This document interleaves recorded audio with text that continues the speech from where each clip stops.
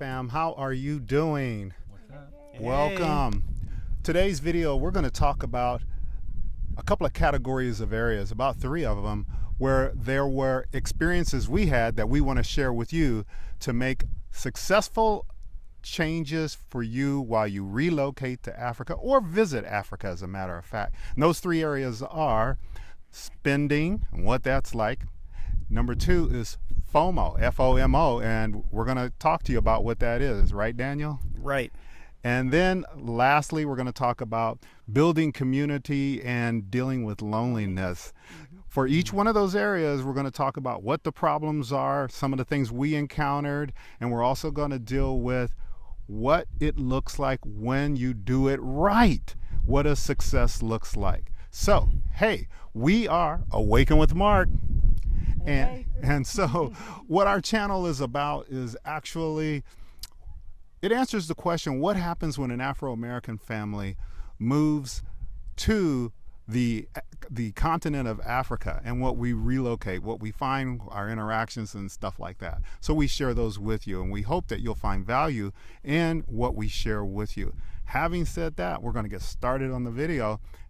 Yes, so that's one of the major issues that you need to consider when it comes to living abroad and coming to Africa. So I've got some of my notes here. And so for spending, here are some of the problems that you might have when you're considering your move. You didn't get out of debt before you left. You don't budget, not budget minded. You're consumer minded versus creative. You don't consider money conversion rates, USD. We're mainly talking probably to Americans. Consider how far your money goes or doesn't go, depending on what country you want to go to, especially in Africa. You don't know utility costs. You don't know one of the largest bills, which is food. Food can be very expensive. You don't know lodging costs, or you don't know that lodging costs is another of the biggest ones. Lodging and food are the 2 biggest ones. You don't understand virtual banking. That'll take you far in Africa. And lastly, you didn't realize that it's a cash-based society. That's really big. And so what it looks like when done right, we've got some tips for you there. You strategically plan to get out of debt. We can all talk about that, but I'll start with Dad. Yeah, getting out of debt, really, it takes a mindset, and we work together as a family. And actually, there are more individuals in our family. We have a couple other sons and a daughter-in-law, but we were on one accord, and we used what your grandmother used, and that was a technique where you just target the highest monthly bill with the lowest balance, and you focus on that. You don't continue spreading out your payments over all these bills. You just make the minimum payment on the others, but you don't try to take them all out at once. And I'm really grateful the way that our gifts showed up. Like, I know, Daniel, you really helped keep us on task with that. Yeah, it was just, making sure we're all, like you said, like on the same page and attacking it together, overcoming those smaller bills, and then gradually working your way up. Nice. All right, and so the next one is you changed your mindset to one of focus and purpose-driven spending. You got an app on your phone for money conversion rates. Dan, you want to talk about that? Yeah, I can talk about that. So we just did a little bit of research, and we came across this app, Global Converter. It's perfect for seeing those rates for USD to T shillings, Rwandan francs. I don't know if it's all the currencies, but it covers a large majority, and it even goes beyond to kilograms to pounds. It's extremely helpful. Highly recommend. Yeah, that one's really big because you're going to another country, and you really need to know how far your money goes, and you need to sometimes be switching. You might see something that's 5,000 T shillings, but if you don't convert in your mind, you're going to think, oh no, 5,000 for a box of cereal? No.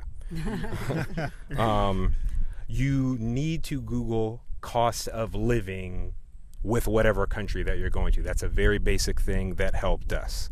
It's for can I touch? Go ahead. absolutely, yeah, just for comparing your current city to your destination city. Go ahead, Dad. Yeah, so on that one of the things that the guys here were talking about, Josiah and Daniel, when we were prepping for this video, is we are trying to show you how to fish versus give you a fish. So they really drilled that into us, right, Marlene? Yes, to know the steps and things that you need to do, because if you just throw it out there or just say this is it, and you don't say what this is, then it doesn't help you. Yeah, so we don't necessarily say, okay, $2,000 and you'll make it just fine in Rwanda or South Africa. So it's deeper than that. To help you, to give you tools, just Google cost of living. And there is, from Udemy and all different types of websites that are going to come up for you, and you will then be able to, for some of them, enter in the city that you're located in, your current city. That's, for us, it was Los Angeles, or we also use Washington, D.C. at times because we live there.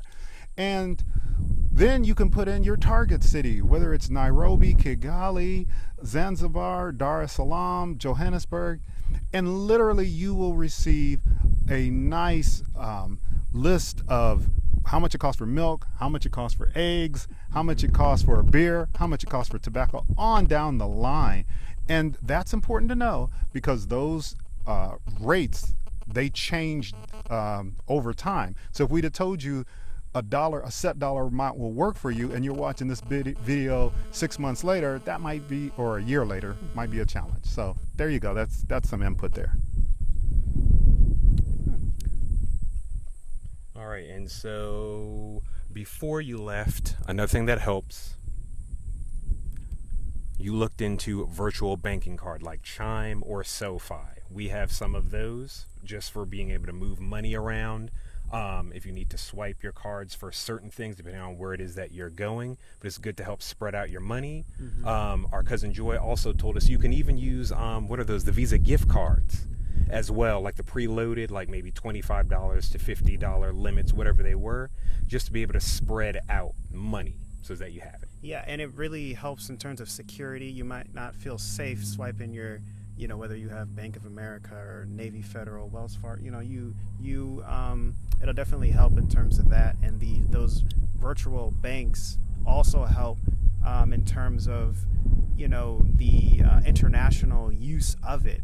Each banking card might not work in a specific country. You have to do that research. And so the virtual bank really helps alleviate those challenges.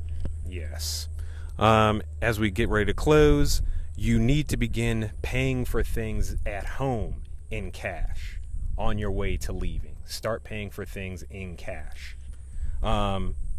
And then some examples would be paying rent in cash in advance when you're on the continent. We can talk about that. Go ahead, Dad.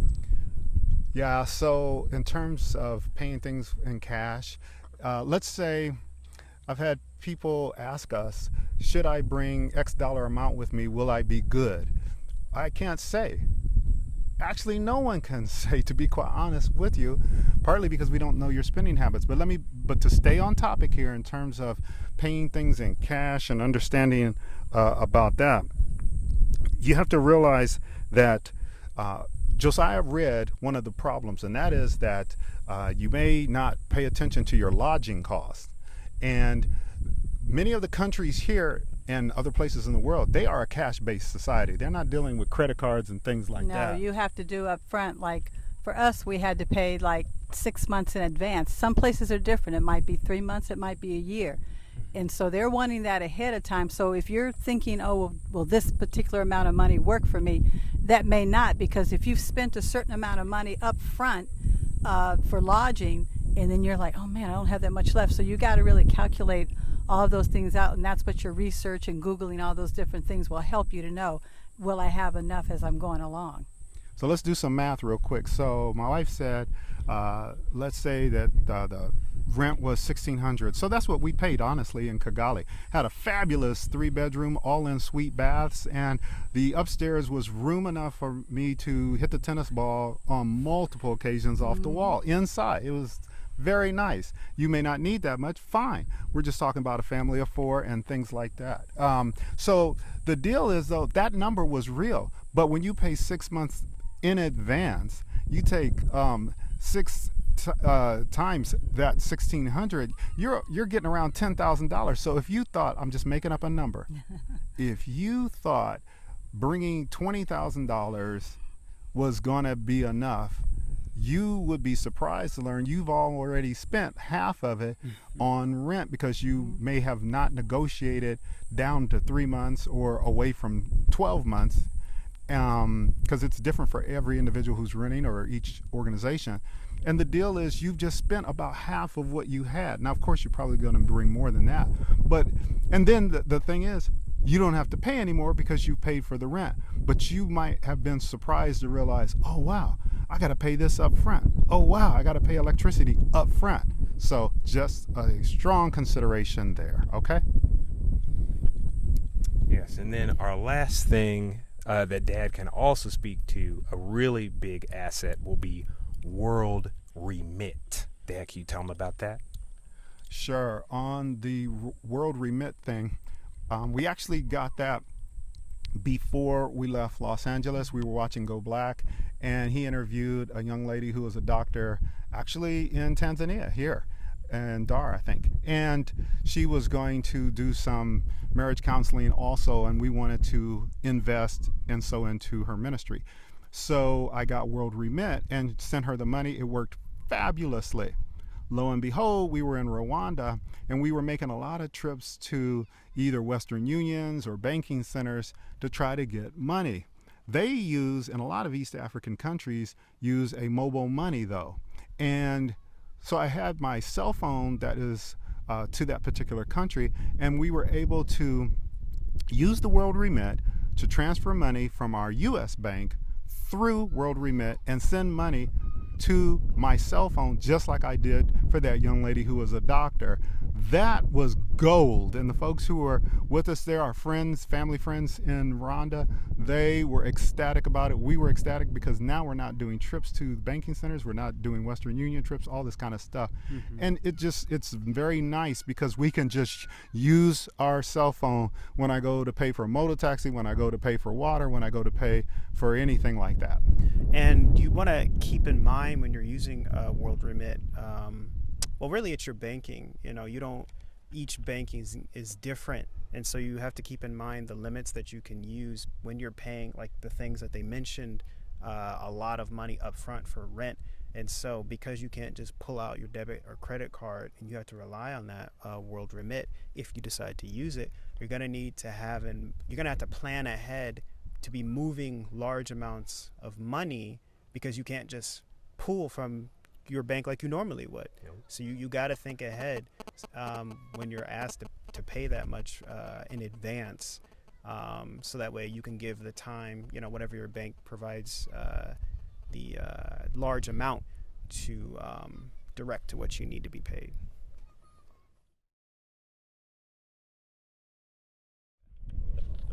All right, so the next thing that we're talking about is FOMO, which is the fear of missing out.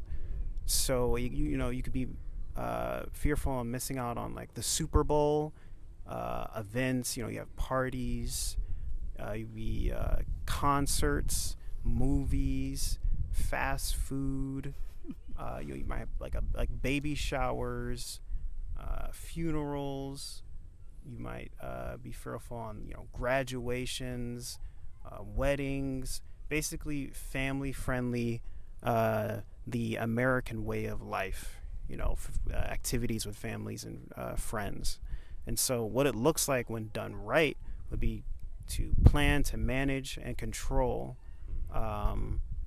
spread out your purchases with those things in terms of, when you're going to the movies, or when you want to go to parties or events, cookouts with your family. You want to plan those out. You want to live the virtual lifestyle, using the things that you can, like FaceTime, Skype, or not Skype, but Zoom, different things that you can utilize to prepare you for that move. You know, Daniel, listening to you, it occurred to me that at work kind of began to prepare us for that. If you thought about some of those things, that's what I hear you listing there.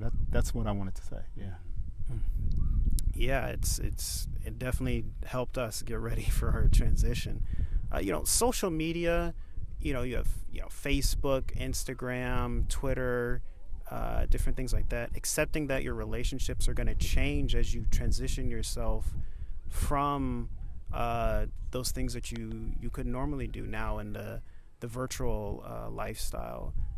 Systems for your life, by scheduling those things like the calls. Yes. So important. I think that was one thing that I did that I realized, when we're moving or anyone's moving from one country to another, the time change is different. Yeah. And so we're used to just picking up the phone and calling a family member or a friend, and you're like, oh my goodness, it's like 1 a.m. there or something like that. So you have to systematically budget out, plan out the time that you're going to call people. So I will try to tell my family members, okay, these are the hours that work for us and that coincides with what your hours are.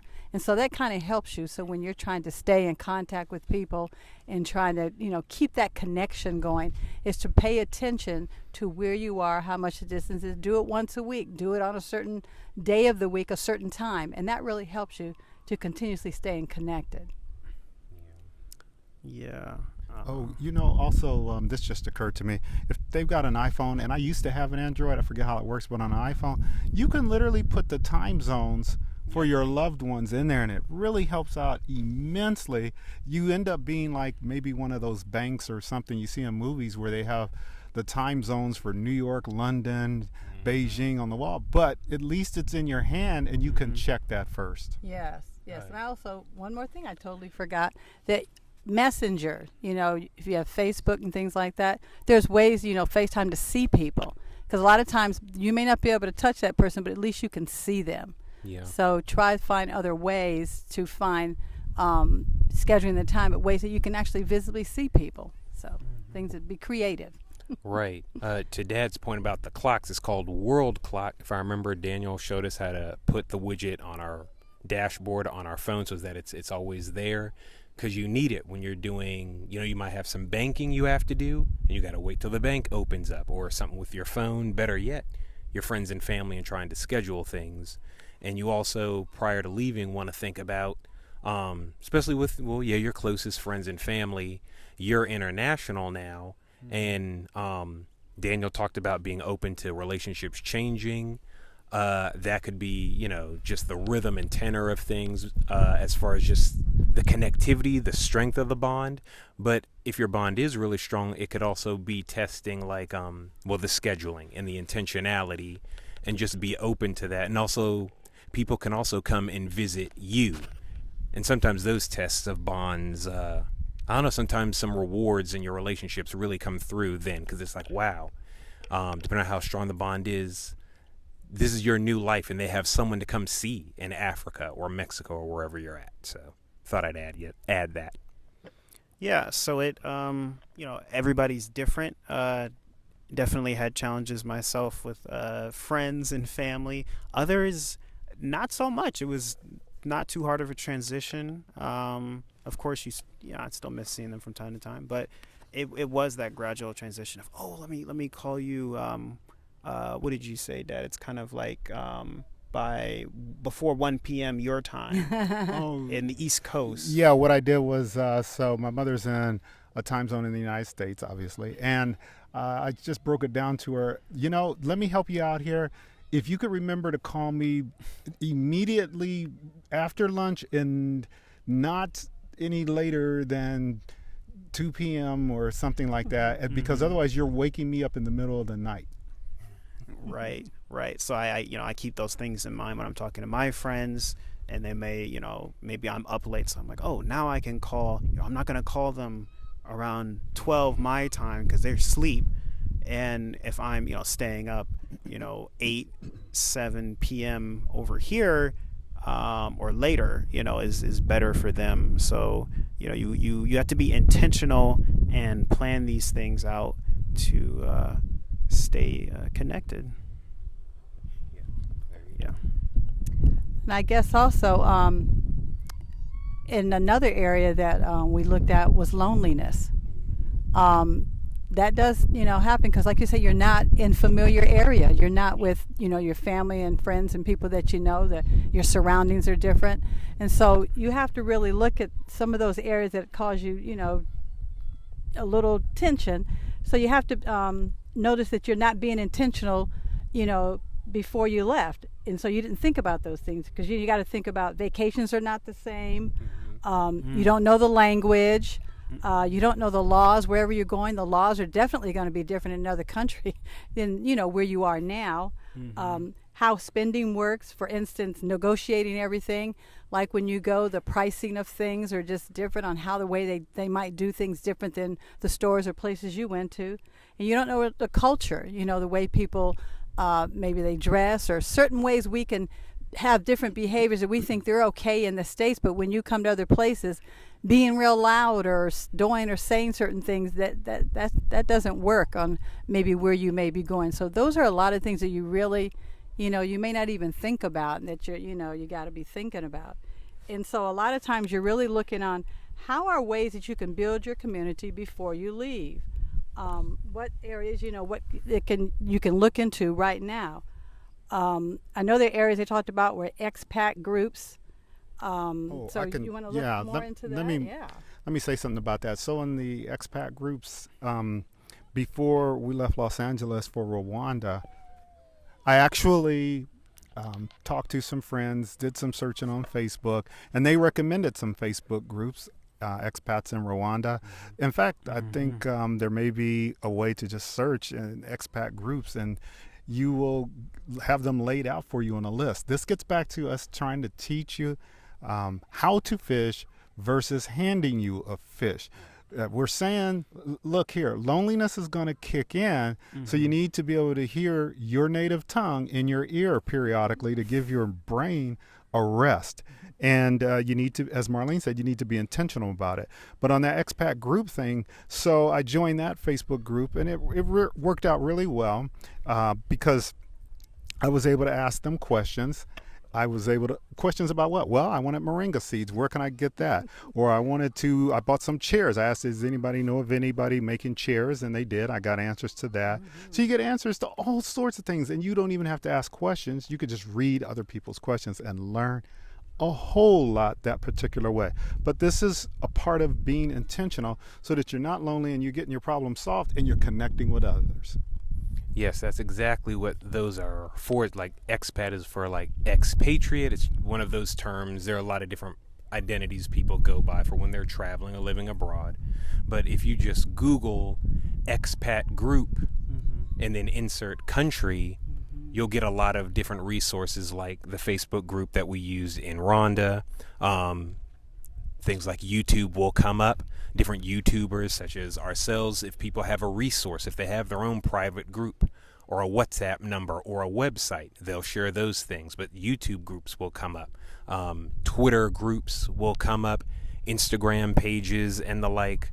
Podcast hosts, a lot of people are doing podcasting as well about traveling abroad, and they have links to their website, to their Patreon, whatever kind of fits you. But these are all groups, like my dad was saying, that help foster community to answer questions about cost of living, quality of living, spending, health, etc. But if you Google those things, again, just as simple as expat group, whatever country, all the social profiles that provide something for Australia, for Rwanda, Zanzibar, they'll come up. I just wanted to add that. Oh, Josiah, maybe you could tell them about your experience at Ikawa Cafe. I think you might have gone through there. No, no, but we can plug it. I hadn't been there, but in Kigali, Rwanda, some other expat groups meet at this cafe founded by, I forgot their name, but Residential Tourists, I believe is their name. They're from the States, and they opened up their own cafe in Kigali, Rwanda, and they would have painting sessions there. They would have meetings for senior citizens who have retired and are living abroad to come and network. I think they had banking events or financial literacy events. They had maybe cooking classes, but they have music, they have art. And that was just a place, you know, where you can get good food, a good place where you could just come through. We saw a lot of it on their channel, mostly prior to going there. But that was a place that we heard on social media where groups can come together. It's not always a hard and fast or perfectly structured group. Some of that is an option, but some of it is also just having a place to meet. And Ikawa Cafe was one of them, so I'm glad Dad remembered that. There's also My Cousin Connection, which we've mentioned in previous videos, founded by Jay Essence, another YouTuber, also from the States, also in Kigali, Rwanda. Hers is very official, kind of like a concierge service, where she works with local specialists to do everything that my parents were talking about, to help give you tips and advice to create the best quality of life, in this case in Kigali. But when you Google these things, depending on what country you're trying to go to, services like these may exist as well with people. Sometimes it's homegrown, just right there in that country, regardless of any expat involvement or Western involvement. And then sometimes it's a really beautiful collaboration between Westerners and locals with the intent to help your transition to that country be as smooth as possible by providing those resources. But all you got to do, Google expat group or expat living and insert the country. Who knows what'll come up, but this stuff is available.